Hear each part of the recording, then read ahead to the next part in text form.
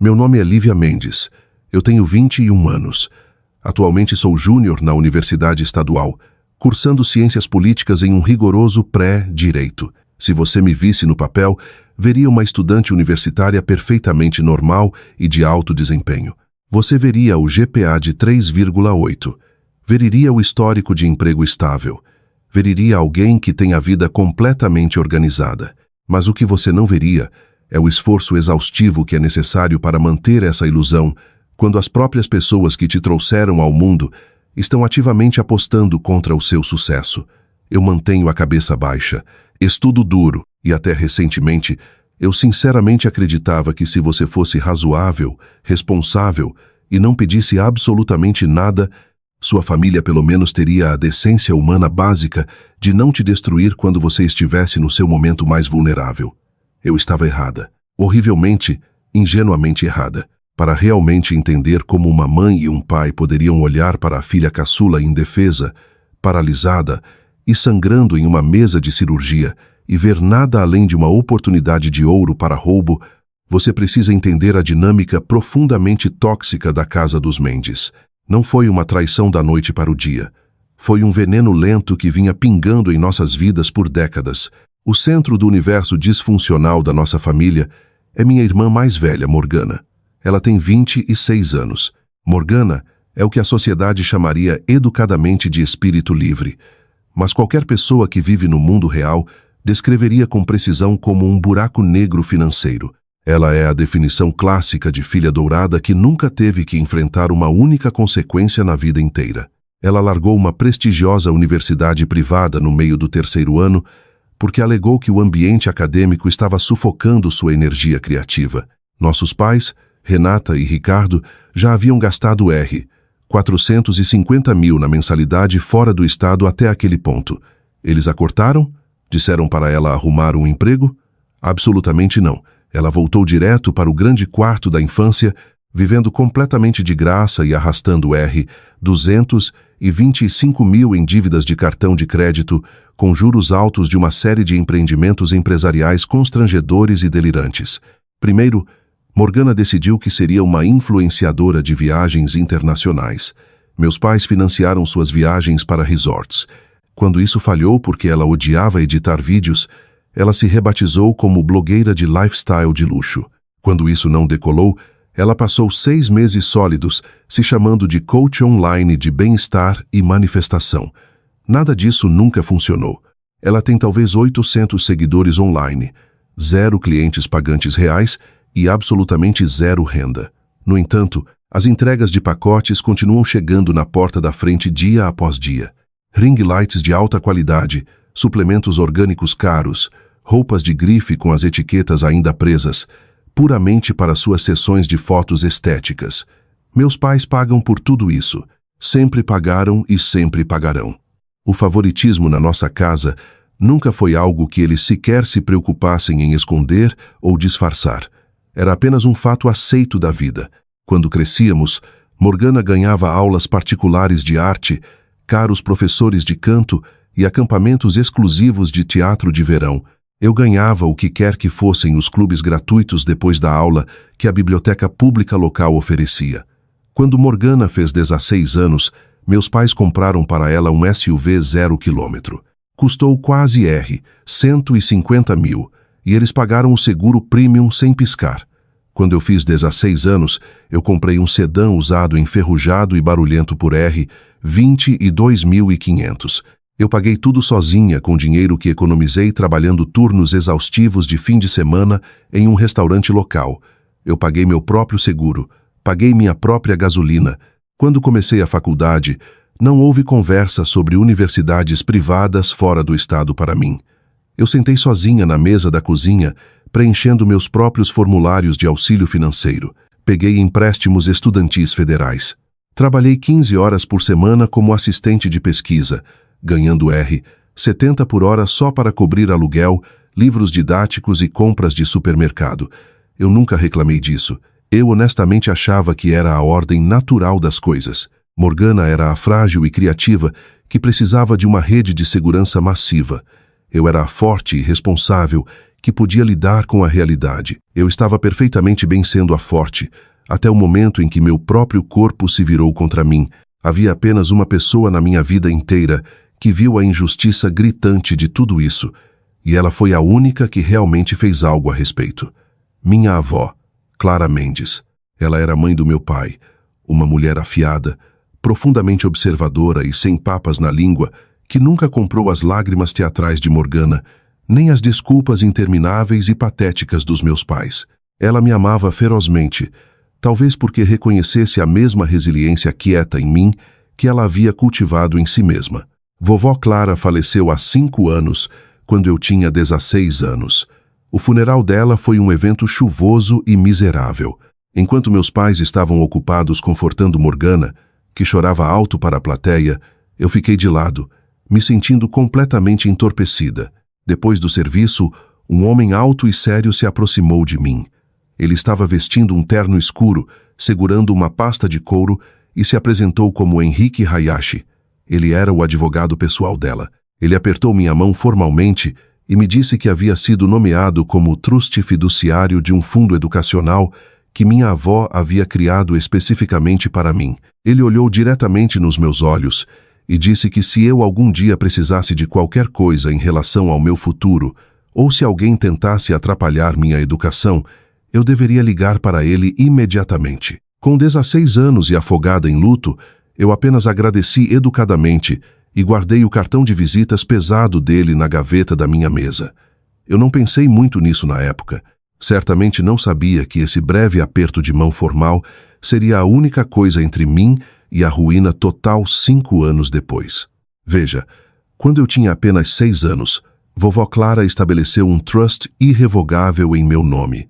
A palavra irrevogável é muito importante aqui. No mundo jurídico, isso significava que absolutamente ninguém podia tocar naquele dinheiro. Nem meu pai, nem minha mãe, nem mesmo eu, até que certas condições fossem cumpridas. O saldo naquela conta altamente protegida era exatamente R$ 226.239,15. Não era para o meu primeiro ou segundo ano de faculdade. Vovó Clara havia sido incrivelmente específica sobre o cronograma e o propósito dos fundos. Eu realmente me lembro de um incidente muito específico quando tinha 11 anos. Eu estava parada no corredor escuro do lado de fora da cozinha, ouvindo ela discutir com minha mãe. Eu ainda consigo ouvir o tom afiado e intransigente da voz da minha avó. Ela disse: "O dinheiro não é para o começo, Renata. É para a linha de chegada. Você e Ricardo vão apoiar Lívia no início, mas é no final da linha que vocês vão tentar sabotar. Eu sei como vocês operam. Estou garantindo que ela possa terminar o que começa." Eu não entendia o que ela queria dizer na época. Parecia um absurdo paranoico para uma menina de 11 anos. Por que meus próprios pais quereriam sabotar minha educação? Por que eles tentariam me impedir de ter sucesso? Mas vovó Clara sabia. Ela conhecia o filho e a nora melhor do que qualquer outra pessoa no mundo. Ela sabia que eles eram fracos de vontade, financeiramente irresponsáveis e cegamente obcecados por Morgana em um grau patológico. Ela sabia que no segundo em que as coisas ficassem difíceis, eu seria a jogada para debaixo do ônibus para abrir caminho para minha irmã. Então ela construiu uma fortaleza legal massiva e impenetrável ao meu redor 15 anos, antes mesmo de eu saber que precisava de proteção. Ela designou um advogado durão para guardar o portão e garantiu que meu futuro estivesse completamente isolado das decisões financeiras catastróficas dos meus pais. Minha realidade começou a se despedaçar completamente durante o inverno do meu segundo ano de faculdade. Eu nasci com uma condição chamada escoliose, que é uma curvatura anormal da coluna. Durante a maior parte da minha infância e adolescência, era apenas um incômodo leve. Eu usei um colete rígido desconfortável por alguns anos no ensino fundamental, e quando cheguei à faculdade, eu mal pensava nisso. Era apenas um fato médico peculiar sobre mim, mas então, do nada, algo mudou. A curva começou a progredir rapidamente. Em janeiro daquele ano, eu vivia em um estado de agonia constante, cegante e sufocante. Parecia que alguém havia enfiado um picador de gelo quente e irregular bem entre as minhas vértebras e estava girando a cada respiração que eu dava. Eu não conseguia sentar em uma cadeira padrão de sala de aula por mais de 20 minutos sem lágrimas quentes brotarem nos meus olhos. Dormir uma noite inteira se tornou fisicamente impossível. Eu ficava acordada olhando para o teto, me mexendo a cada poucos minutos só para encontrar uma posição que não parecesse que eu estava sendo partida ao meio. Eu engolia analgésicos de balcão como se fossem doces, ignorando completamente a dosagem recomendada, até o ponto em que o revestimento do meu estômago começou a sangrar, e eu vomitava ácido no banheiro comunal do dormitório. Eu finalmente admiti a derrota e fui consultar um cirurgião ortopédico especializado, Dr. Lima. Ele deu uma olhada nas minhas novas radiografias e a cor sumiu completamente do rosto dele. Ele prendeu as imagens no negatoscópio e apontou para minha coluna, que parecia uma cobra retorcida e não natural. Ele mediu a curva em alarmantes 68 graus. Ele olhou direto nos meus olhos e disse que eu precisava de uma cirurgia maior imediatamente, uma fusão espinhal extensa. Ele me alertou em termos inequívocos que não podíamos esperar. Se a curva progredisse além de 70 graus, eu corria risco de dano nervoso irreversível, compressão grave de órgãos e potencialmente perder a capacidade de andar normalmente para sempre. Eu estava absolutamente aterrorizada. Dirigi para casa naquele fim de semana, com as mãos tremendo no volante, e sentei meus pais na nossa velha mesa de cozinha gasta. Expliquei tudo o que o Dr. Lima havia dito. Mostrei a eles as impressões das radiografias. Meu pai esfregou o rosto, parecendo profundamente incomodado. Minha mãe suspirou pesadamente, olhando para qualquer lugar menos para mim, como se minha coluna falhando fosse um insulto pessoal à noite dela. Então meu pai fez a única pergunta que realmente importava para ele. Quanto vai custar? Eu disse a verdade, com a voz tremendo. Meu plano de saúde cobriria a maior parte massiva do procedimento cirúrgico, mas o dedutível de bolso era R$ 60 mil. A administração do hospital exigia exatamente esse valor pago adiantado, antes mesmo de considerarem agendar uma sala de cirurgia para mim. Minha mãe esticou o braço sobre a mesa, colocou a mão perfeitamente manicurada sobre a minha suada e me deu o olhar triste, ensaiado e lamentável. Ela disse: Lívia, querida, nós simplesmente não temos esse tipo de dinheiro agora. Estamos esticados ao máximo. Você sabe como as coisas têm sido difíceis ultimamente. Eu entrei em pânico. Podia sentir meu futuro desmoronando. Perguntei se eles poderiam pegar um pequeno empréstimo pessoal ou usar os cartões de crédito só temporariamente. Eu praticamente implorei. Prometi que trabalharia turnos duplos e pagaria de volta cada centavo com juros. Meu pai balançou a cabeça firmemente, me cortando. Ele disse que eles absolutamente não podiam assumir outro pagamento mensal. Alegou que mal estavam mantendo a casa flutuando, que a hipoteca estava acabando com eles, e sugeriu casualmente que eu simplesmente esperasse 1 ou 2 anos até as coisas se estabilizarem financeiramente. Eu disse a eles que o Dr. Lima falou que eu não podia esperar. Disse que já estava perdendo a sensibilidade na perna esquerda, que meus dedos dos pés estavam constantemente dormentes. Minha mãe apertou minha mão com mais força, oferecendo um sorriso triste e vazio. Ela me disse que eu era forte. Disse que eu só precisava aguentar, talvez controlar a dor com compressas de gelo e pensamento positivo, e que resolveríamos eventualmente. Ela enquadrou como uma luta familiar, um fardo que todos nós tínhamos que compartilhar. Eu olhei para os rostos cansados e estressados deles. Olhei ao redor da cozinha e senti uma onda massiva de culpa esmagadora e sufocante me invadir. Me senti incrivelmente egoísta por exigir uma cirurgia de R$ 60 mil, quando minha família estava claramente se afogando em dívidas intransponíveis. Engoli meu medo, balancei a cabeça como uma boa filha e dirigi de volta para o campus em agonia. Eu acreditei neles. Eu realmente acreditei que meus pais estavam quebrados. Os próximos 2 anos da minha vida foram nada menos que um inferno acordado e respirando, porque eu ingenuamente acreditei que meus pais estavam pobres e fazendo o melhor que podiam. Eu coloquei todo o fardo do meu corpo falhando nos meus próprios ombros. Decidi que se eles não podiam me salvar, eu teria que me salvar sozinha. Marchei até o escritório de emprego da universidade e imediatamente aumentei minhas horas de trabalho de 15 para 25 por semana. Nos fins de semana, enquanto meus colegas descansavam ou socializavam, eu pegava dinheiro extra dando aulas particulares para calouros reprovados em ciências políticas. Parei de comprar absolutamente qualquer coisa que não fosse uma necessidade estrita de sobrevivência. Usei os mesmos suéteres puídos. Nunca saí para tomar café. Recusei todos os convites para cinema ou jantar. Cada real sobrando que eu ganhava ia direto para uma conta corrente separada que eu havia rotulado agressivamente como fundo da cirurgia. Mas trabalhar 25 horas por semana, enquanto carrega uma carga horária acadêmica completa e exigente, já é difícil o suficiente para uma pessoa completamente saudável. Para alguém cuja coluna está ativamente se torcendo sobre si mesma, esmagando seu espaço interno, era pura tortura não adulterada. No verão escaldante do meu 3º ano, minha curva espinhal havia oficialmente atingido a marca temida de 70 graus. Eu comecei a desmaiar em público. Não era só ficar um pouco tonta. Eu desmaiava completamente por causa da intensidade esmagadora dos picos de dor. Desmaiei no meio da biblioteca lotada do campus, acordando no carpete com estranhos olhando para mim horrorizados. Desmaiei no refeitório, derrubando minha bandeja de comida barata por todo lado. Meu GPA, anteriormente impecável, começou a cair de 3,9 para 3,8, simplesmente porque eu fisicamente não conseguia ficar sentada ereta em uma cadeira tempo suficiente para fazer as provas de meio de semestre. Eu tinha que implorar aos professores por acomodações, fazendo as provas deitada de costas no chão duro dos escritórios deles, suando e rangendo os dentes de dor. Em dezembro daquele ano brutal e implacável, eu milagrosamente consegui economizar R$34.000. Foi uma conquista massiva e hercúlea, construída sobre lágrimas e refeições puladas. Mas ainda era pouco mais da metade dos R$60.000 que eu desesperadamente precisava para o dedutível do hospital.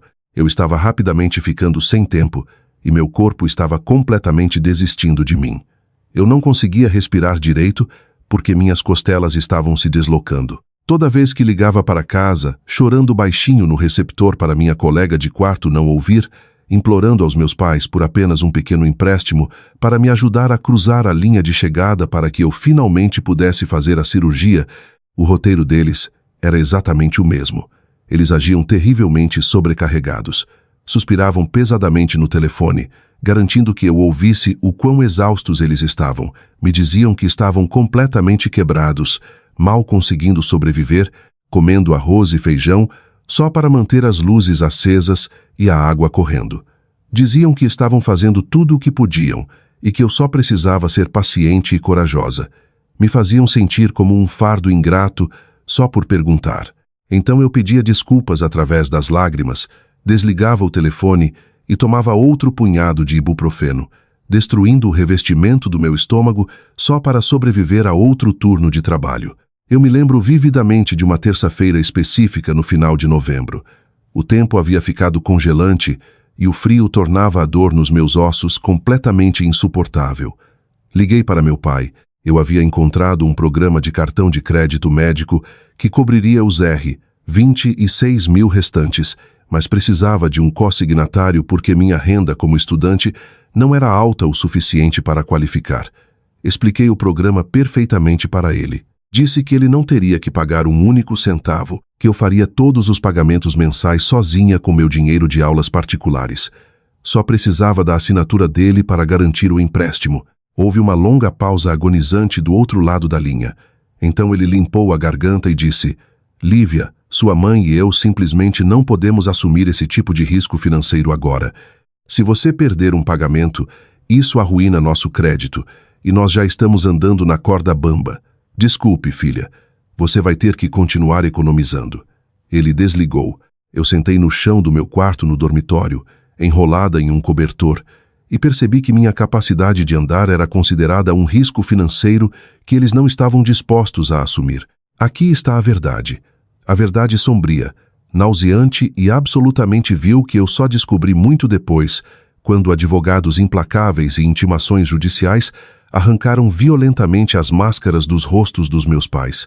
Enquanto eu desmaiava na biblioteca, enquanto vomitava sangue por causa dos analgésicos excessivos, enquanto chorava até dormir em uma almofada térmica barata e comia miojo para economizar centavos, enquanto implorava pela assinatura deles para salvar minha coluna, Meus pais estavam secretamente jogando milhares e milhares de reais em cima da minha irmã Morgana.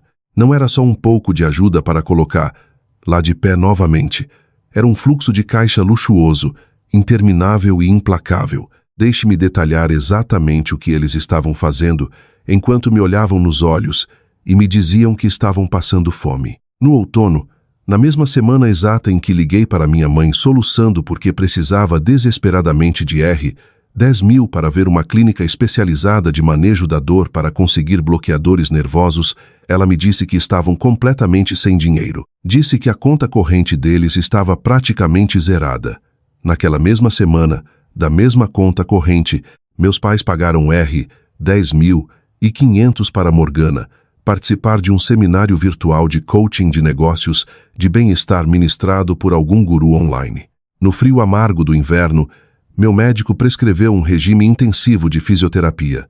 Era a única coisa que podia manter meus músculos das costas de rasgarem completamente sob a tensão da minha coluna curvada. Custava R$900 por sessão. Eu precisava de no mínimo 8 sessões, um total de R$7.200. Meu pai me disse ao telefone que simplesmente não cabia no orçamento, agindo profundamente pesaroso, e sugeriu que eu apenas procurasse vídeos de alongamento gratuitos na internet.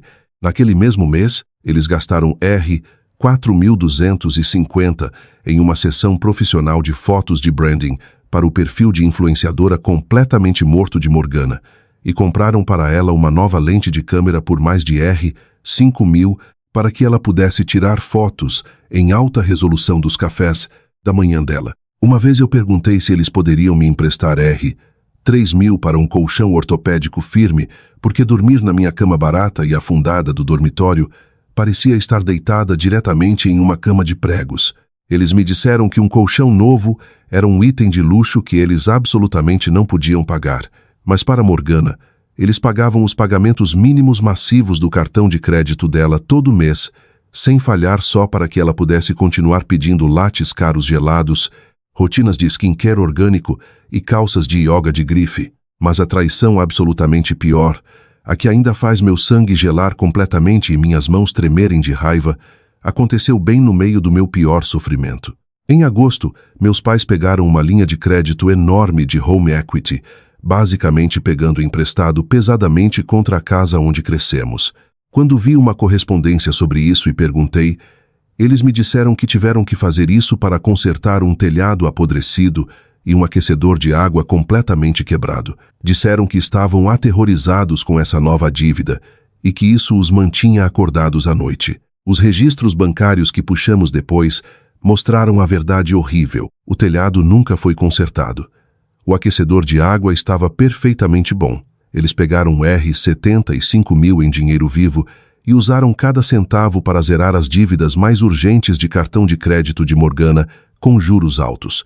Eles refinanciaram a própria casa para pagar o vício de compras da minha irmã adulta, e então me olharam diretamente nos olhos e disseram que não podiam pagar para me ajudar a andar sem dor agonizante. Eles escolheram o conforto dela sobre minha saúde humana básica.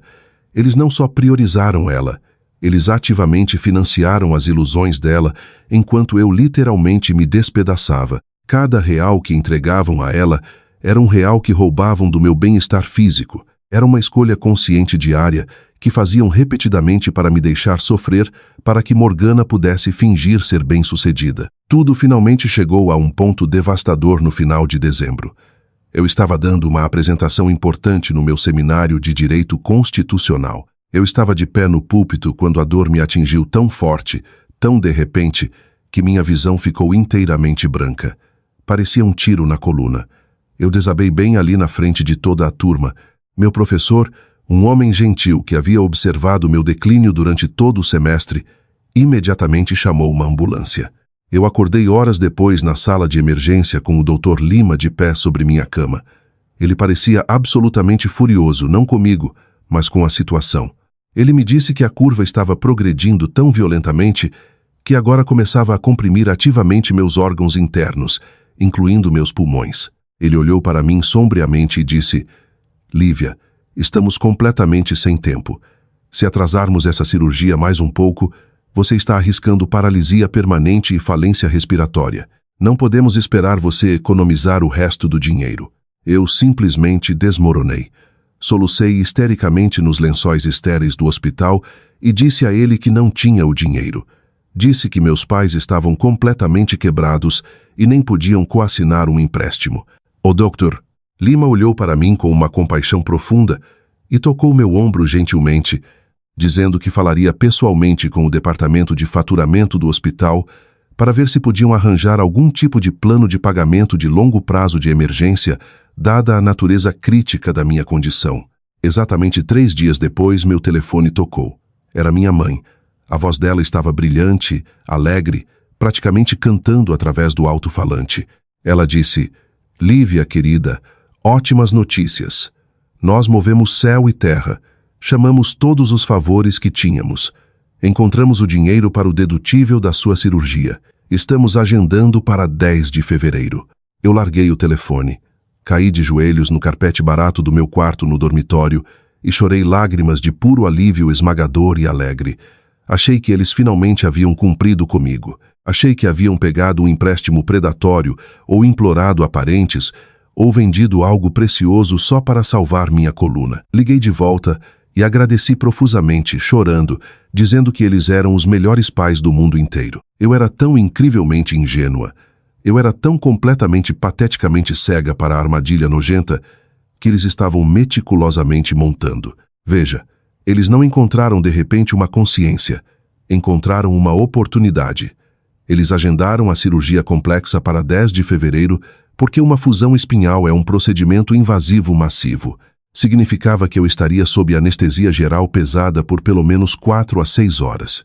Isso dava a eles uma janela garantida e ininterrupta de tempo em que eu estaria completamente inconsciente, paralisada em uma mesa de cirurgia e totalmente incapaz de checar meu telefone, receber alertas ou fazer login nas minhas contas bancárias para impedir eles.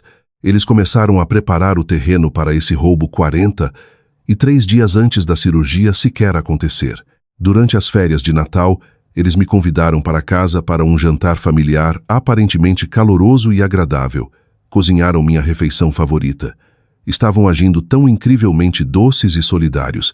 Durante a sobremesa, meu pai casualmente mencionou a cirurgia que se aproximava. Ele disse: "Lívia, já que você vai ficar completamente fora de ação por um tempo e o faturamento do hospital vai ser confuso, nós provavelmente deveríamos garantir que suas finanças estejam completamente organizadas e acessíveis." Minha mãe entrou na conversa, perfeitamente ensaiada e completamente natural. Ela sugeriu que eu desse a eles minhas credenciais de login do Internet Banking, especificamente incluindo o portal que continha o fundo da vovó Clara. Só por precaução em caso de emergência, ela disse suavemente: "Só para garantir que o aluguel do seu apartamento seja pago em dia e o hospital não cobre acidentalmente demais suas contas enquanto você estiver se recuperando na UTI." Eu não hesitei um único segundo. Por que hesitaria? Eram meus pais, as pessoas que finalmente estavam se levantando para me salvar de uma vida em cadeira de rodas. Eu escrevi meu nome de usuário e senha em um post-it amarelo e entreguei diretamente ao meu pai. Ele dobrou, guardou cuidadosamente na carteira de couro e sorriu para mim calorosamente. O que eu não sabia era que apenas 3 dias antes daquele jantar, meus pais haviam ido a uma agência bancária local com Morgana e aberto uma nova conta corrente conjunta, uma pista de pouso. Eles haviam construído a infraestrutura para a traição definitiva durante um jantar de feriado, e eu havia entregado as chaves do meu futuro inteiro com um sorriso agradecido no rosto. 10 de fevereiro finalmente chegou. Era uma terça-feira congelante de manhã. Acordei às 5 da manhã, com o estômago amarrado em nós aterrorizados. Minha colega de quarto e melhor amiga do mundo, Riley Carter, me levou ao hospital. Ela segurou minha mão durante toda a viagem. Entramos na garagem do hospital às 6h15. Meus pais já estavam lá esperando no saguão. Meu pai segurava um buquê barato de flores do supermercado. Minha mãe correu e me envolveu em um abraço apertado e sufocante. Ela beijou minha bochecha e disse: "Vamos estar bem aqui esperando você quando acordar, querida. Você vai se sair muito bem." Eu a abracei de volta, lágrimas brotando nos cantos dos meus olhos. Eu acreditei nela. Acreditei que ela realmente se importava. Riley ficou comigo até às 6h45. Depois teve que sair para as aulas da manhã. Ela apertou minha mão uma última vez, prometeu voltar à tarde com meus lanches favoritos e saiu. Uma vez que ela se foi, uma enfermeira entrou no meu quarto pré-operatório. O crachá dela dizia Carmen Delgado. Ela era uma mulher calorosa e prática, com olhos gentis, que claramente fazia aquele trabalho há anos. Ela segurou minha mão gentilmente enquanto inseria a linha intravenosa no meu braço. Perguntou se era minha primeira cirurgia major. Quando assenti nervosamente, ela sorriu e me garantiu que o Dr. Lima era o melhor cirurgião do hospital e que eu acordaria antes mesmo de perceber que havia dormido. Então Carmen pegou uma prancheta e pediu minhas informações de contato de emergência. Dei o número de celular da minha mãe e depois do meu pai. Ela anotou, depois pausou, caneta pairando sobre o papel. Mais alguém? Ela perguntou. Só por precaução? Pensei por um segundo. Quase disse não. Mas então uma memória estranha e inexplicável surgiu no meu cérebro. Lembrei da papelada pesada do trust que assinei quando fiz 18 anos. Uma formalidade legal que vovó Clara havia insistido. Havia um requisito estrito nas letras miúdas para listar o trust como contato de emergência secundário para qualquer evento médico ou financeiro major. Olhei para Carmen e disse, sim, na verdade, Henrique Hayashi. Ele é o advogado da minha avó e gerencia um fundo para mim. Carmen anotou diligentemente o nome e o número dele na minha ficha. Não pensei mais nisso. Era apenas uma formalidade legal estúpida. Às 7h15, os auxiliares vieram me levar para o centro cirúrgico. Meus pais caminharam ao lado da minha maca pelo corredor branco e estéril. Minha mãe beijou minha testa uma última vez. Meu pai apertou meu ombro e olhou para baixo. Estamos tão orgulhosos de você, Lívia, ele disse. A voz dele soava completamente estável. Ele não parecia um homem prestes a roubar a filha deficiente dele. Às 7h18, o anestesista ficou sobre mim e me mandou contar regressivamente de 10. Eu me lembro da sensação gelada do medicamento se espalhando pelo meu braço, pesada e espessa. Olhei para as luzes cirúrgicas brilhantes. Meu último pensamento antes da escuridão me dominar completamente foi um profundo sentimento de gratidão. Graças a Deus, isso finalmente está acontecendo. Eu acho que murmurei alto. Obrigada por tudo. Eu quis dizer para meus pais. Estava agradecendo a eles por me salvarem. Eu não sabia que em exatamente 98 minutos eles provariam conclusivamente que eu deveria ter agradecido a outra pessoa inteiramente. Eu obviamente não me lembro da cirurgia em si. Eu estava presa em um profundo apagão induzido por medicamentos. Mas eu sei exatamente o que aconteceu enquanto eu estava inconsciente, minuto por minuto agonizante. Eu sei disso porque semanas depois Henrique Hayashi se sentou comigo em uma sala silenciosa e me guiou por toda a devastadora linha do tempo usando registros bancários intimados, registros de telefonia celular e mensagens de texto impressas. Aqui está exatamente o que minha família amorosa fez enquanto hastes de titânio eram permanentemente parafusadas na minha coluna destruída. Às 9h39 da manhã, eu estava sob anestesia geral pesada por exatamente 98 minutos. Meu peito estava completamente aberto. Uma equipe de médicos altamente treinados trabalhava cuidadosamente nos meus ossos expostos, e meus pais estavam sentados lado a lado na confortável sala de espera acarpetada do hospital, bebendo o café ruim da cafeteria. Naquele exato momento, minha mãe pegou seu smartphone e enviou uma mensagem de texto para meu pai, que estava sentado a meros centímetros dela. Ela não queria dizer as palavras em voz alta, em uma sala de espera pública, onde outras famílias ansiosas poderiam ouvir sua trama. A mensagem de texto que ela enviou para ele consistia exatamente em 3 palavras. Drene agora. Às 9h43 da manhã, meu pai calmamente destravou seu smartphone e abriu o aplicativo de internet banking. Às 9h44, ele digitou o nome de usuário e senha específicos que eu havia entregado tão agradecidamente naquele post-it amarelo durante nosso agradável jantar de Natal em família. Ele contornou completamente minha conta corrente pessoal, a triste conta pequena contendo os R$34.000 que eu havia passado fome e trabalhado em turnos duplos para economizar. Ele navegou diretamente para a conta do Trust Educacional Clara Mendes. Ele olhou para o saldo massivo que mudaria a vida, esperando silenciosamente para pagar meus sonhos de faculdade de Direito. Às 9h47 da manhã, meu pai iniciou uma transferência eletrônica via Pix, TED.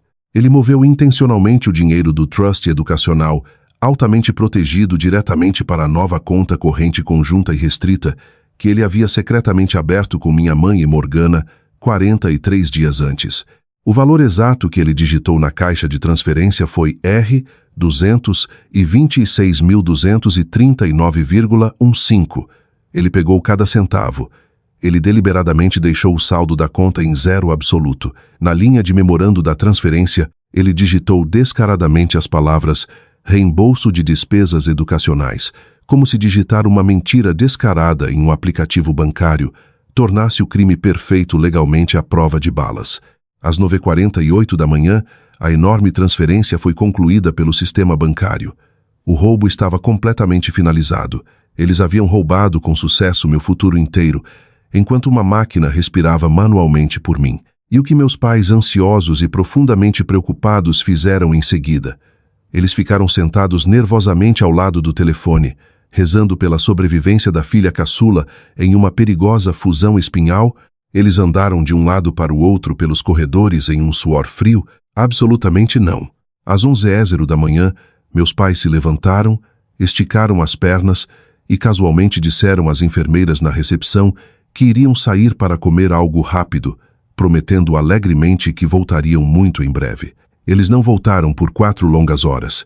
Sabemos exatamente para onde foram, porque às 11h24 da manhã, o cartão de crédito do meu pai foi cobrado R$325,50 em um restaurante italiano de médio porte, a alguns quilômetros do campus do hospital. O recibo detalhado, que Henrique Hayashi puxaria mais tarde durante o processo de descoberta legal, mostrava 2 pratos principais de massa caros, um cesto extra de pão de alho e uma fatia compartilhada de rico tiramisu de sobremesa.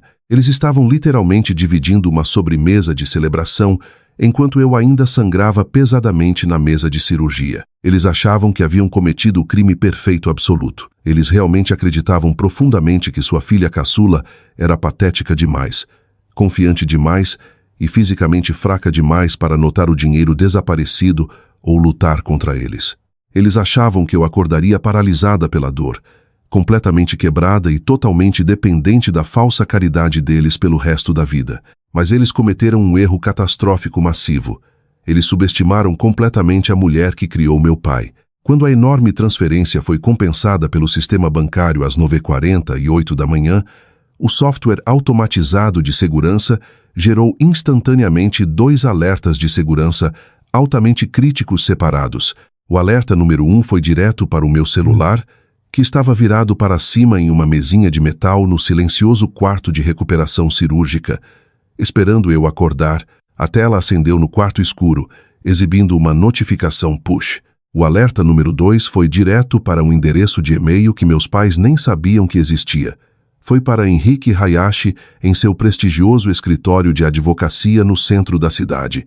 Às 9h52 da manhã, Henrique estava sentado à sua pesada mesa de mogno, revisando calmamente contratos corporativos. Ele é um homem de hábitos intensos e verifica seus e-mails recebidos religiosamente a cada 30 minutos durante o dia de trabalho. Ele viu a mensagem automatizada instantaneamente. A linha de assunto estava em letras vermelhas em negrito. Alerta de dispersão do Trust. R$226.000 sacados. Henrique abriu o e-mail, viu o valor alarmante de saque da conta e viu a conta de destino listada claramente sob os nomes Renata, Ricardo e Morgana Mendes. Ele soube instantaneamente, sem sombra de dúvida, que um crime grave estava em andamento. Minha avó Clara havia alertado explicitamente sobre esse exato cenário de pesadelo 15 anos antes. Ela havia pago a ele um retainer muito generoso, especificamente para atuar como um cão de guarda agressivo. Às 9h54, Henrique pegou o telefone do escritório e ligou para a linha direta de fraude corporativa de emergência do banco. Como trustee fiduciário legalmente designado, ele tinha a autoridade suprema para congelar tudo. Às 10h, o departamento de fraude do banco confirmou que a enorme retirada era completamente não autorizada pelo trustee e havia sido enviada para uma conta de não beneficiário. Às 10h15, Henrique ligou para o escritório do defensor do paciente do hospital. Ele contornou a recepcionista amigável e exigiu ação urgente e imediata, afirmando que uma grave exploração financeira de uma adulta medicamente vulnerável e inconsciente estava ocorrendo ativamente nas instalações deles. Ele pegou seu pesado casaco de inverno, correu para o carro e dirigiu pelo trânsito denso da cidade como um louco para chegar ao hospital. Enquanto isso, de volta ao silencioso quarto de recuperação, outra coisa estava acontecendo. A enfermeira Carmen Delgado entrou no quarto às 11h30 da manhã para preparar minha cama e verificar os equipamentos de monitoramento para quando eu finalmente saísse da cirurgia. Ela havia mantido um olho protetor casual nas minhas pertences pessoais. De repente, ela se lembrou que mais cedo naquela manhã, a tela do meu telefone havia acendido brilhantemente. Ela havia olhado rapidamente, assumindo que era um familiar preocupado ligando para verificar. Mas ela não tinha visto uma chamada perdida. Ela tinha visto um alerta bancário massivo travado na tela. Carmen trabalhava em hospitais movimentados da cidade há mais de uma década. Ela havia visto coisas verdadeiramente horríveis. Ela havia visto filhos adultos roubarem cheques de previdência social de pais idosos com demência grave. Ela havia visto cônjuges abusivos drenarem contas conjuntas enquanto seus parceiros estavam em coma induzido. O valor estarrecedor na minha tela, mais de R$ 226 mil, e o nome Morgana Mendes claramente listado como destino da transferência, fez seu estômago cair no chão. Eu havia mencionado brevemente minha irmã Morgana, enquanto Carmen inseria minha linha intravenosa, falando sobre como nossas vidas eram vastamente diferentes. Carmen sabia que o timing era violentamente doentio. Por que diabos alguém moveria urgentemente um fundo universitário inteiro, enquanto a titular da conta estava sendo aberta na mesa de cirurgia? Carmen confiou em seu instinto profissional. Ela olhou para minha grossa ficha médica, folheou rapidamente para a página de contatos de emergência e viu o nome específico que eu havia adicionado casualmente algumas horas antes. Henrique Hayashi, advogado, gestor do Trust. Carmen pegou o telefone na estação de enfermagem movimentada para fazer a ligação. Mas ela nem precisou discar o número, porque naquele exato momento, Henrique Hayashi entrou furiosamente pelas portas duplas do setor cirúrgico, flanqueado pelo defensor sênior do paciente do hospital e 2 seguranças. Eles convergiram na mesa. O cão de guarda legal que minha avó havia contratado especificamente e a enfermeira incrivelmente observadora que se recusou absolutamente a olhar para o outro lado. Juntos, eles colocaram imediatamente um bloqueio de segurança de emergência no meu quarto médico. Eles instruíram estritamente a equipe do hospital que meus pais deveriam ser negados qualquer e todo acesso a mim, meu quarto e meus pertences pessoais no segundo em que retornassem da pequena celebração de massa. A armadilha elaborada que meus pais achavam que haviam montado para mim havia acabado de se fechar violentamente e irreversivelmente em torno dos pescoços deles. Eu acordei um pouco depois das 14h. A primeira coisa que meu cérebro registrou foi uma parede de dor sufocante absoluta. Uma dor profunda, pesada e agonizante irradiava do centro morto das minhas costas, diferente de qualquer coisa que eu já havia experimentado na vida inteira. Minha garganta parecia revestida de vidro quebrado por causa do tubo de respiração cirúrgico. Minhas pernas pareciam incrivelmente pesadas, como se fossem feitas de chumbo sólido e completamente dormentes. Os médicos haviam me alertado repetidamente que isso era um efeito colateral normal dos pesados bloqueios nervosos espinhais, mas ainda enviou um pico massivo de pânico primal direto pelo meu peito. Eu pisquei lentamente meus olhos pesados, tentando desesperadamente clarear a espessa névoa confusa da anestesia geral. Eu esperava ver o teto familiar do meu quarto de infância, ou pelo menos o sorriso falso e excessivamente ensaiado da minha mãe se inclinando sobre mim. Eu esperava ver meu pai parado desajeitadamente no canto segurando aquelas flores baratas do supermercado, mas as cadeiras de plástico desconfortáveis ao lado da minha cama de hospital estavam completamente vazias. Em vez disso, de pé rigidamente aos pés da minha cama, parecendo incrivelmente sombrios e mortalmente sérios, estavam 3 pessoas que eu mal conhecia. A enfermeira Carmen Delgado, um homem usando um crachá laminado do hospital que dizia defensor sênior do paciente, e um homem alto mais velho em um terno cinza caro e afiado que parecia vagamente familiar de um funeral a uma vida inteira. O homem de terno deu um passo à frente lentamente, como se aproximasse de um animal ferido e altamente assustado. Ele falou em uma voz muito baixa, incrivelmente calma e medida. Ele disse: Lívia, meu nome é Henrique Hayashi. Sou o advogado que gerencia o trust educacional da sua avó Clara. Preciso que você fique o mais fisicamente calma possível, mas tenho algumas notícias extremamente difíceis para compartilhar com você. Eu apenas olhei para ele, meu cérebro ainda nadando pesadamente em narcóticos fortes. Eu não conseguia processar as palavras que ele dizia. Perguntei fracamente onde meus pais estavam. Perguntei, com a voz falhando, se havia uma complicação terrível com a cirurgia. Perguntei se eu estava paralisada. Henrique puxou uma cadeira bem ao lado da minha cama e sentou-se pesadamente. Ele olhou diretamente nos meus olhos e disse: Lívia, a cirurgia médica correu perfeitamente. O Dr. Lima está muito satisfeito. Sua coluna está estabilizada. Mas enquanto você estava completamente inconsciente na sala de cirurgia, seus pais usaram suas credenciais bancárias privadas para fazer login nas suas contas. Eles iniciaram uma transferência. Eles moveram todo o seu fundo de trust, todos os R$226 mil, para uma nova conta conjunta que eles compartilham com sua irmã Morgana. O quarto estéril do hospital começou a girar violentamente. Os monitores cardíacos ao lado da minha cama começaram a apitar mais rápido e mais alto, enquanto minha frequência cardíaca disparava para território perigoso. Eu não conseguia respirar. Eu honestamente achei que isso era um pesadelo vívido, uma alucinação paranoica e distorcida causada pelos fortes medicamentos para a dor. Eu balancei a cabeça fracamente contra o fino travesseiro do hospital. Eu disse a ele que ele estava completamente errado. Eu disse: Não, você não entende. Eles não fariam isso. Eles acabaram de magicamente encontrar o dinheiro para pagar o dedutível da minha cirurgia. Eles me salvaram. Eles me amam. Henrique não discutiu. Ele apenas pegou seu grande smartphone e o segurou perto para que meus olhos embaçados pudessem ver a tela. Era uma fotografia digital de um registro impresso de mensagens de texto oficial. Ele já havia se movido agressivamente o suficiente com a equipe legal do hospital para puxar os registros da operadora. Ele apontou um dedo longo para uma mensagem específica enviada às 9h39 da manhã de Renata Mendes para Ricardo Mendes. Eu li as palavras através da minha visão borrada de drogas. Drene agora. Eu senti uma onda massiva de náusea congelante absoluta invadir todo o meu corpo. Apertei os olhos fechados e abri novamente. Li pela segunda vez. Drene agora.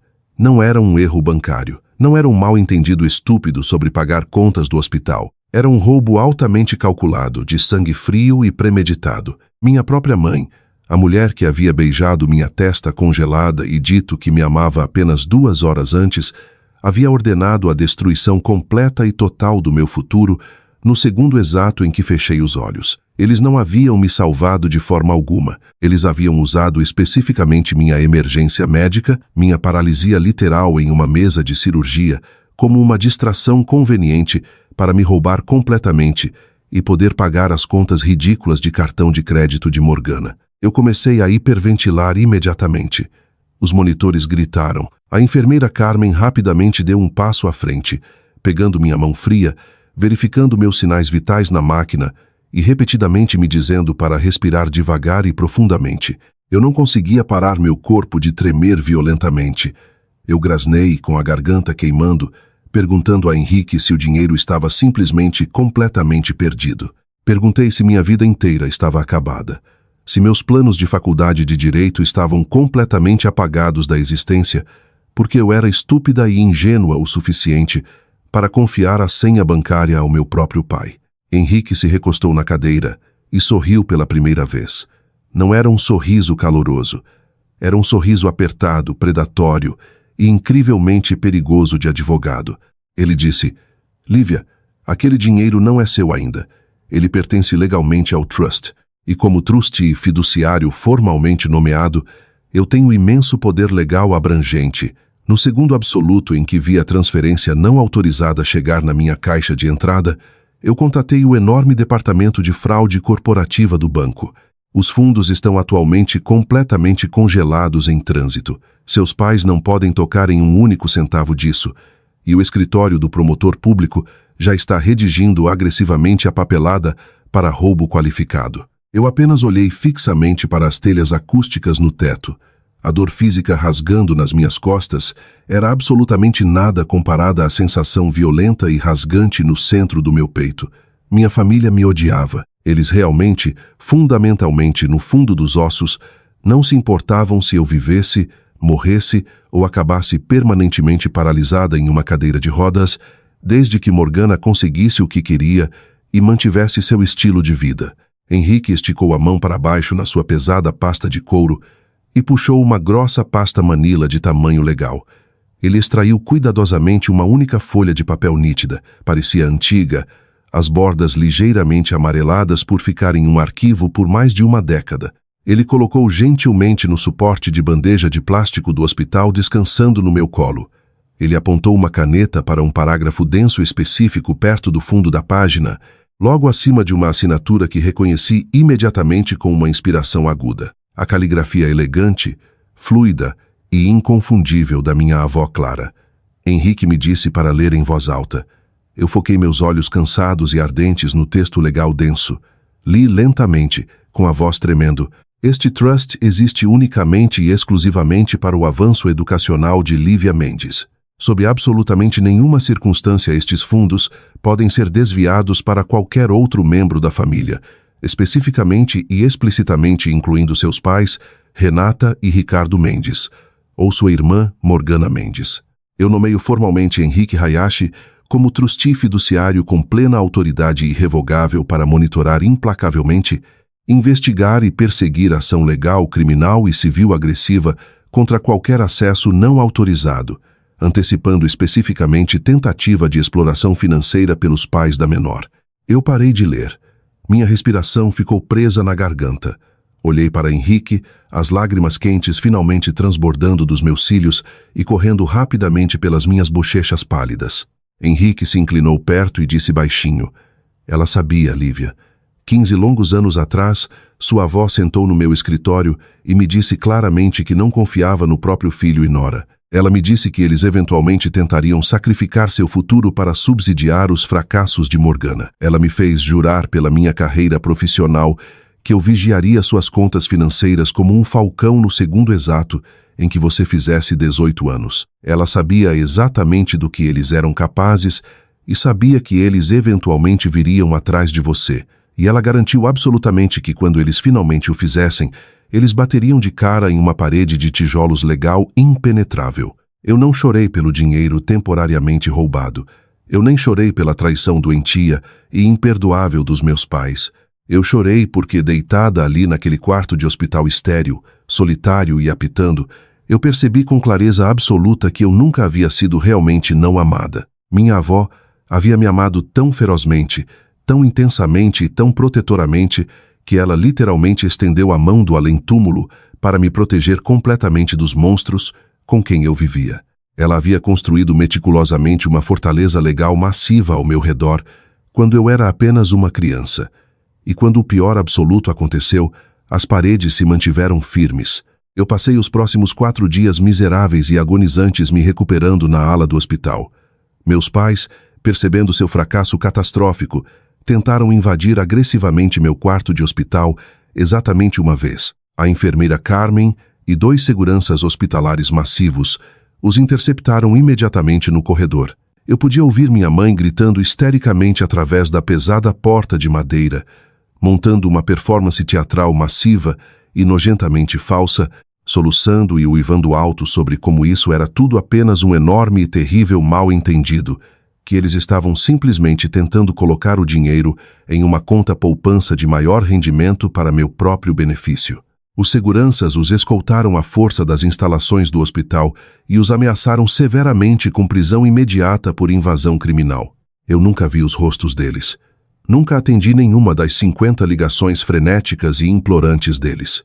No 5º dia, o Dr. Lima me deu alta oficialmente. Eu obviamente não podia voltar para o meu quarto apertado no dormitório da faculdade na minha condição frágil, e eu honestamente preferiria morrer congelando nas ruas do que voltar para a casa dos meus pais.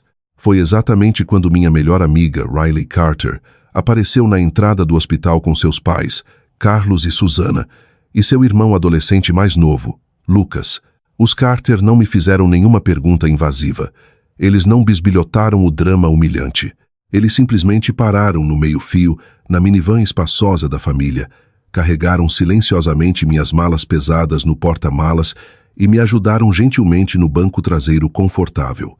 Susana Carter, uma mulher maravilhosamente calorosa que eu havia encontrado formalmente apenas 3 vezes na vida inteira, virou-se do banco do passageiro da frente e me disse que eles haviam reorganizado completamente e preparado o quarto de hóspedes do primeiro andar para mim, para que eu não precisasse arriscar subir escadas. Ela olhou para mim com imensa compaixão e disse que eu poderia ficar com eles pelo tempo que precisasse para me curar, sem perguntas. Quando finalmente chegamos à casa deles, eles me trataram com uma gentileza gentil e incrivelmente descomplicada que abriu meu coração completamente. Carlos carregou cuidadosamente minhas malas pesadas de medicamentos pós-cirurgia. Lucas ofereceu desajeitadamente me deixar jogar seus videogames caros. Quando Susana me ajudou a me acomodar na cama macia de hóspedes, eu imediatamente notei que os lençóis frescos eram de um lindo tom lavanda claro. Eu havia mencionado casualmente para Riley meses antes que lavanda era meu aroma favorito no mundo. Susana havia se lembrado. Eu deitei naquela cama confortável cercada pelo zumbido quieto e reconfortante de uma casa normal e genuinamente amorosa, e chorei incontrolavelmente. Chorei porque finalmente aos 21 anos estava aprendendo como uma família real deveria se sentir. Nas semanas seguintes, enquanto eu diligentemente fazia minha dolorosa fisioterapia e lentamente recuperava minha capacidade de andar, Henrique me mantinha completamente atualizada sobre o banho de sangue legal absoluto acontecendo do outro lado da cidade. O promotor público havia acusado formalmente ambos os meus pais de múltiplos crimes graves, incluindo roubo qualificado, fraude eletrônica e a hedionda exploração financeira de uma adulta vulnerável durante um procedimento médico. O dinheiro congelado havia sido agressivamente arrancado legalmente da conta patética de Morgana e colocado de volta com segurança no meu trust protegido. O mundo cuidadosamente curado dos meus pais estava rapidamente e espetacularmente implodindo. Eles haviam esgotado completamente seus cartões de crédito restantes, tentando contratar um advogado de defesa duvidoso. Morgana estava tendo constantes ataques públicos embaraçosos nas redes sociais porque suas contas bancárias estavam completamente congeladas.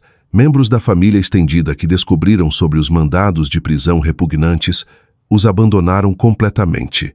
Minha tia me ligou em histeria, chorando e se desculpando sem parar por nunca ter visto o quão verdadeiramente doentes e distorcidos meus pais eram. Uma tarde silenciosa, uma carta legal certificada chegou na casa dos Carter endereçada a mim. Era do advogado dos meus pais. Dentro havia uma longa carta manuscrita e divagante da minha mãe, implorando desesperadamente pelo meu perdão, alegando insanidade temporária devido a estresse financeiro extremo e me implorando para pedir ao promotor que retirasse as acusações criminais. Eles não mencionaram Morgana uma única vez. Não mencionaram os 2 anos agonizantes que me deixaram sofrer em dor. Eles só se importavam em evitar uma cela de prisão. Eu caminhei lentamente para a sala de estar aconchegante, usando meu colete rígido nas costas. Carlos Carter estava sentado confortavelmente em sua poltrona lendo o jornal de domingo. Eu segurei a carta patética e mentirosa e perguntei se podia usar a lareira dele. Carlos olhou para a carta na minha mão, olhou para a expressão dura e completamente fria no meu rosto. Ele não fez uma única pergunta. Apenas se levantou, pegou uma caixa de fósforos da lareira, abriu a pesada grade de ferro e disse suavemente: "Pode ir em frente, garota."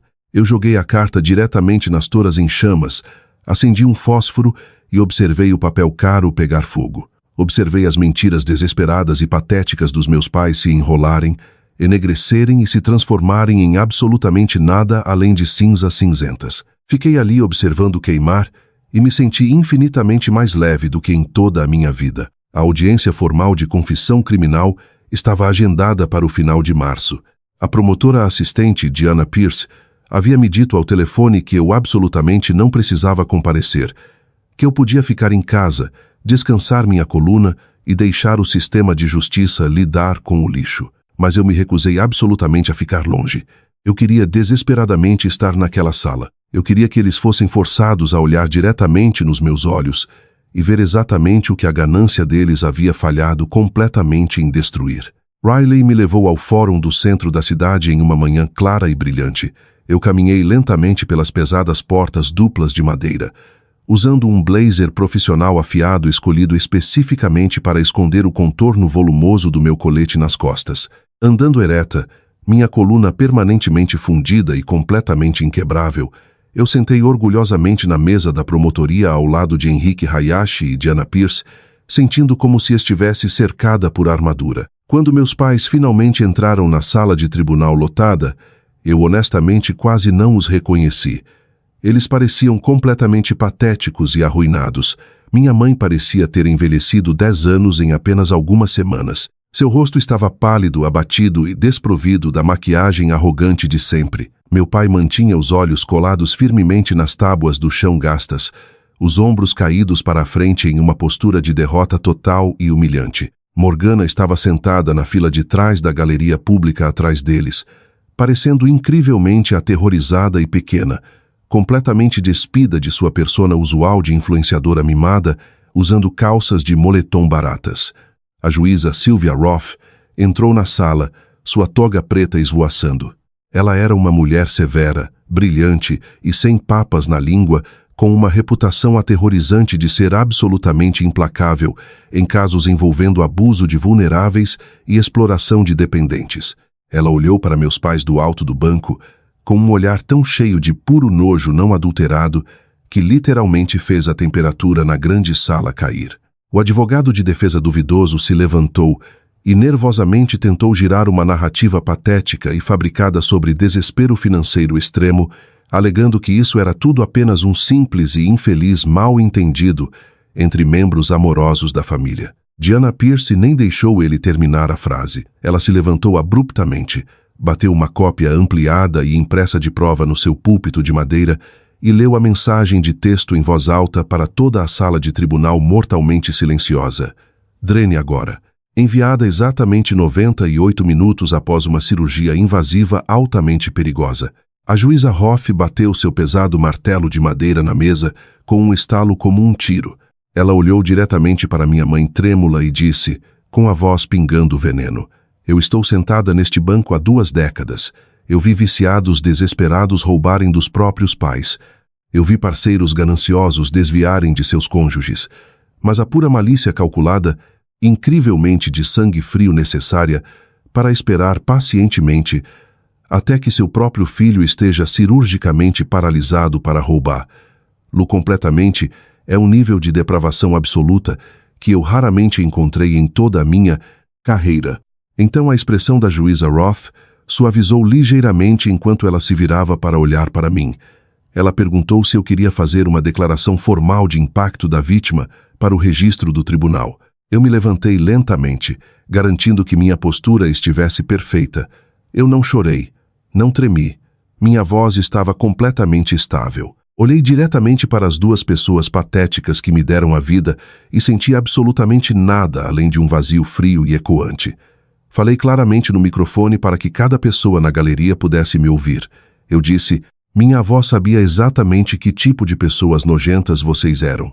Ela sabia que vocês eram fracos, egoístas e completamente consumidos pela obsessão doentia com Morgana. Vocês deliberadamente me deixaram viver em agonia física excruciante e entorpecente da mente por 2 anos inteiros, porque preferiam fortemente pagar pelo estilo de vida de luxo falso de Morgana em vez do meu cuidado médico básico. Vocês cronometraram este roubo perfeitamente porque realmente achavam que eu era patética e fraca demais para lutar contra vocês. Mas vocês estavam completamente errados. Eu nem estou mais com raiva. Eu só quero vocês completamente e permanentemente apagados da minha vida. Eu quero que vocês fiquem com a compreensão de que a filha que vocês constantemente subestimaram vai construir um futuro brilhante e incrivelmente bem-sucedido. E vocês nunca serão permitidos testemunhar um único segundo dele." Eu me sentei novamente. O silêncio pesado na sala de tribunal era absoluto. Até a repórter do tribunal experiente parecia completamente atordoada. Minha mãe enterrou o rosto nas mãos e soluçou alto, mas ninguém ofereceu um lenço a ela. A juíza Roth aceitou oficialmente a confissão de culpa deles, ignorando completamente os soluços teatrais altos da minha mãe da mesa de defesa. Ela não os enviou para a prisão estadual, principalmente porque o sistema superlotado raramente encarcera infratores não violentos de primeira vez, quando o dinheiro roubado já foi totalmente recuperado. Mas ela garantiu absolutamente que as vidas confortáveis deles fossem completamente e irreparavelmente arruinadas. Ela sentenciou ambos a 5 anos de supervisão de condicional extremamente rigorosa. Eles foram legalmente ordenados a pagar um adicional de R$ 50 mil em taxas duras de restituição para cobrir completamente toda a cobrança legal de emergência de Henrique Hayashi e meus custos médicos não cobertos pendentes. Eles agora carregavam condenações criminais permanentes em seus registros públicos, significando que meu pai foi imediatamente demitido do seu emprego confortável de gerenciamento corporativo na manhã seguinte. Mas a parte absolutamente mais importante do longo monólogo de sentença foi a ordem de restrição permanente. A juíza Roth emitiu uma ordem completa de não contato permanente à prova de balas. Eles foram legalmente proibidos de nunca me contatar por telefone, e-mail, correio físico ou através de qualquer terceira parte.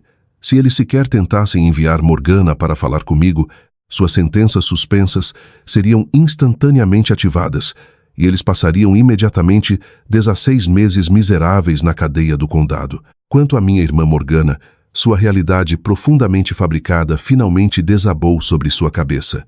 Com meus pais completamente quebrados, se afogando em dívida legal massiva, desempregados e ambos carregando registros criminais, eles não podiam mais pagar os pagamentos mínimos massivos do cartão de crédito dela.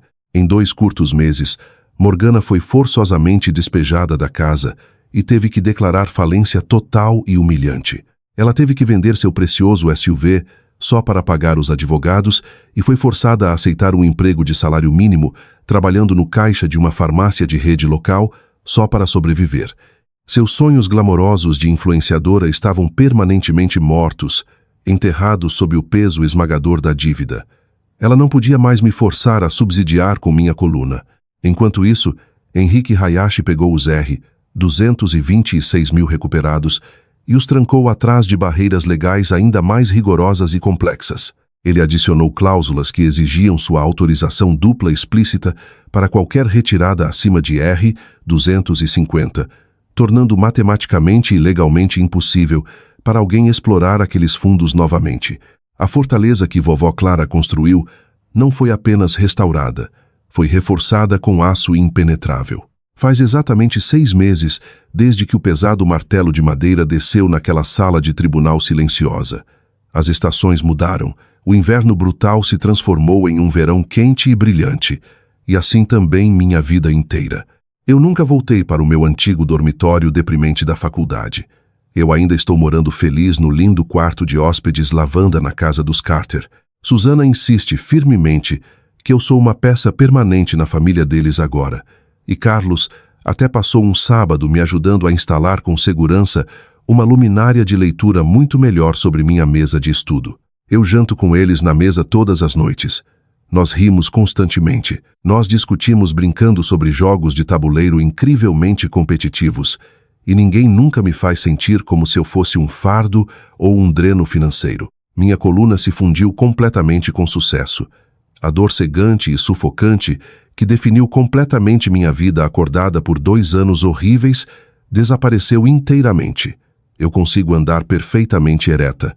Reduzi minhas horas exaustivas no emprego de tutoria da universidade e me concentrei inteiramente nos meus estudos acadêmicos.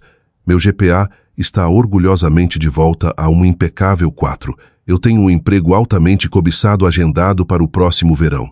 Henrique Hayashi pessoalmente me ofereceu um estágio incrivelmente bem pago em seu prestigioso escritório de advocacia. Ele decidiu oficialmente que vai me mentorar no próximo outono.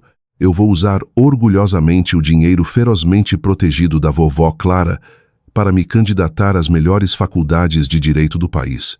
Eu já sei exatamente em que vou me especializar. Vou estudar rigorosamente planejamento patrimonial, direito complexo de trusts e prevenção de abuso de vulneráveis. Vou passar o resto da minha vida profissional construindo fortalezas legais impenetráveis para pessoas vulneráveis que nem sabem que precisam desesperadamente de proteção ainda. Meus pais respeitaram estritamente a ordem de restrição. Eu não ouvi uma única palavra deles e certamente não procurei por eles online. Eles são exatamente como fantasmas para mim agora. Estranhos incrivelmente distantes que eu conheci há muito tempo em uma vida passada. Eu não perco mais energia me perguntando por que eles não me amaram o suficiente para me proteger. Eu não tento psicoanalisar a obsessão profundamente tóxica deles com minha irmã. Eu simplesmente deixo eles desaparecerem silenciosamente no fundo da minha história. Eu sento à minha nova mesa de madeira todas as noites enquanto o sol se põe. Bem ao lado do meu laptop brilhante, eu mantenho uma fotografia emoldurada da vovó Clara. Ela está usando um cardigan azul suave na foto, sorrindo diretamente para a câmera com um olhar incrivelmente afiado e sabedor em seus olhos brilhantes. Atrás da foto, escrito em sua caligrafia elegante, há um bilhete curto que ela escreveu para mim quando eu tinha apenas 6 anos. Diz: "Você é incrivelmente amada. Você está sempre protegida. Sempre." Ela estava absolutamente certa. Eu estava sempre protegida. Eu só precisava sobreviver tempo suficiente para perceber que família não é sobre sangue compartilhado ou genética. Não é sobre quem te deu à luz ou quem legalmente compartilha seu sobrenome. Família real são as pessoas que ficam ferozmente guardando a porta enquanto você dorme, garantindo que quando você finalmente acordar do pesadelo, seu belo futuro ainda esteja esperando pacientemente por você. Eu estou completamente, totalmente livre. E pela primeira vez na minha vida inteira, eu estou exatamente onde pertenço.